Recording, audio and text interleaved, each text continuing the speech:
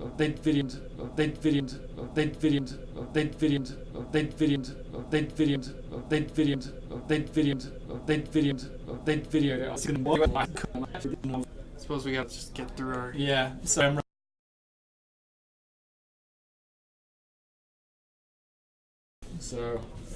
yeah, we should be good. So Collapser from DC Young Animal. I tend to consider these to be indie. Like same with Vertigo, even though that's yeah, is it? Okay. Yeah, audio's good now, so we can just get on. Yeah, through. Collapser. This is written by Mikey Way, I believe the brother of Gerard Way. So, cool. Yes. Okay, so I'll move on to that. So that's a new Young Animal title. We have Faithless. This is the regular cover. We have one of the variants as well. This is a series that people are enjoying. The Paul Pope cover. Brian Azzarello. Yeah, Brian Azzarello, thank you. Yeah, we have some of the variants for Firefly. This is for issue 8, so we have 3 variants there. Okay, so I'm just kind of moving through. Just Gideon Falls, just the variant for Gideon Falls. Fantastic book again, Jeff Lemire, who just seems to be writing so many books. But not only is he writing a lot of books, they are all very good as well. So that's, and he has a graphic novel coming out too. So this last issue of Little Bird, we do have all the issues in stock if you're interested. This is just a great story that with some fantastic art. I'm intrigued to read what this happens in this. I know I've talked about this book on the show before, so I won't go into any detail, but just I will say that like the art style, the texture to it, it's just like you can yes. really like feel it get like under your fingernails almost. It's just like really. Yeah, that's a good way of putting it.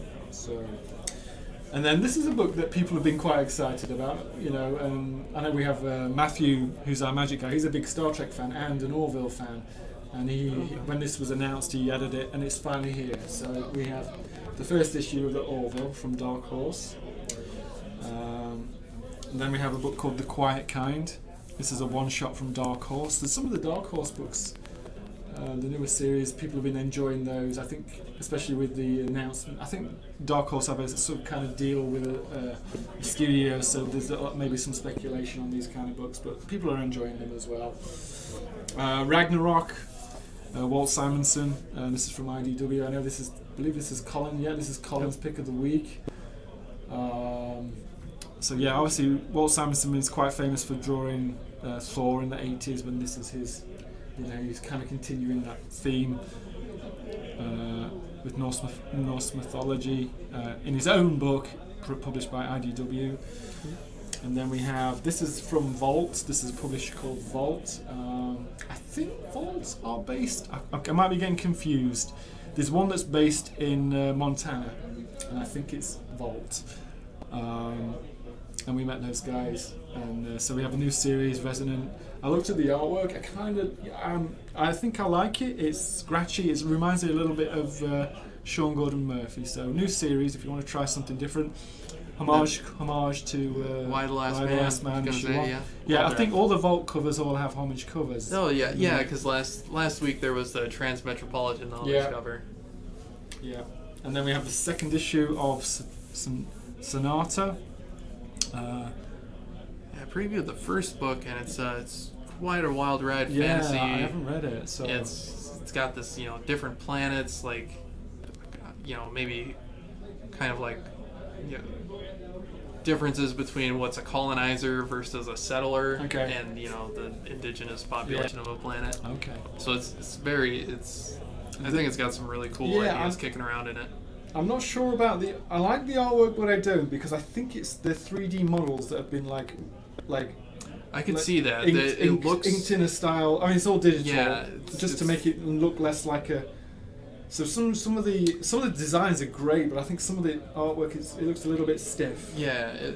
But it definitely feels in parts like it's like a diorama that was set up and then taken a picture of, kind of like still art or something like that. And but it's, just because cool. I'm on the fence on that, it doesn't mean you're not going to like it. And have a look. We do have the issue 1 in store if you like fantasy. So Transformers.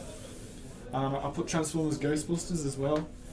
So we have the variant for Transformers Ghostbusters and the variant for the regular Transformers issue 9.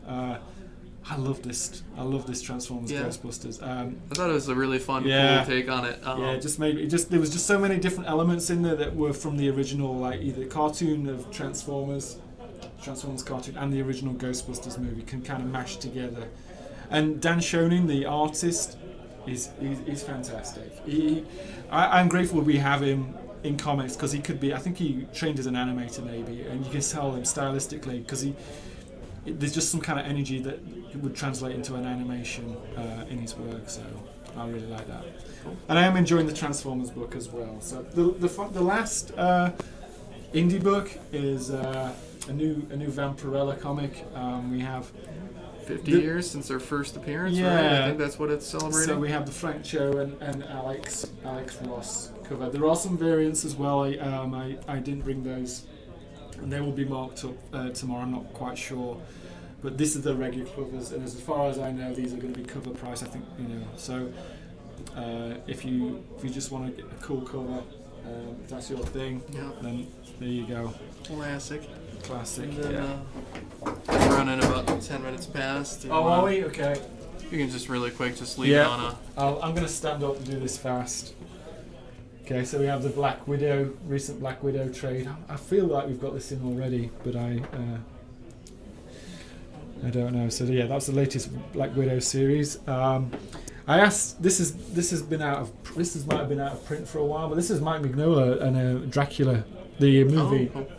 The Bram Stoker. Yeah, was it Francis Ford Coppola who directed it? I think so. Yeah. Yeah, so I asked to get this back in, and this is actually the pick of the week for trade. Yep. Yeah, so I think this might have been before Hellboy. He did this. I think it was.